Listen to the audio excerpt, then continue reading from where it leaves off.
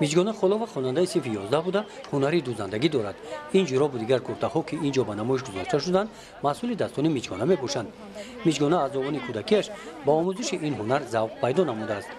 او آرزو دارد که مسئول دستانش را همگان استفاده نمایند. با این شغل رو آوردن میجگانه تاثیر عائله بوده او از مادرش میندار است. هنر بافندگی را من خورده وقتی که صنف 5 بودم در خانه مادرم مرا نشان میداد. بعد حاضر از صنف 8 این جانب در مؤسسه مرکزی لوگی در نزد معلمه دیانقلا سرپینای تحصیل کرده ایستادم و در آنجا من بسیاری از شاگردان دارم که با آنها این هنر خود را نشان میدهم. معلمه از من بسیار قناعتمند است و ما در بسیاری از چهاربینی‌های ناحیوی و ولایتی اشتراک نمودیم و سزاوار جایها گردیدیم. من از این بسیار افتخارنامه‌ها دارم. حتی می‌خواهم که در آینده کسب خود را ادامه داده تمام آدم‌ها را از هنر خود آگاه نمایم و می‌خواهم که در جمهوری نیز از هنر من آگاهی یابند.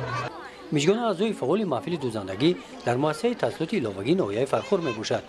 در این محفل‌ها اشتراک نموده هنر خود را صیقل داده است. این مؤسسه در 14 محفل‌ها 480 نفر اعضا دارد.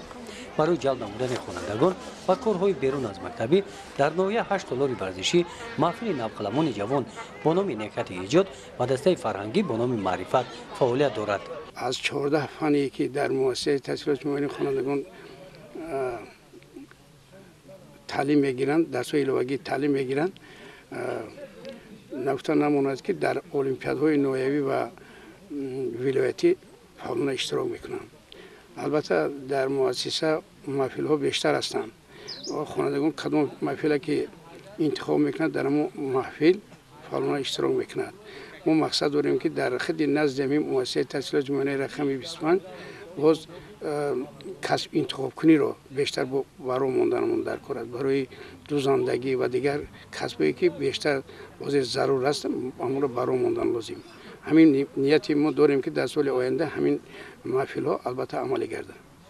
در ناحیه فرخور برای آموزش تجربه پیشقدم باید به فعالیت محفل ها در مؤسسه‌های تحصیلات لوگی سمینار مشورت سیار منطقوی برگزار گشت.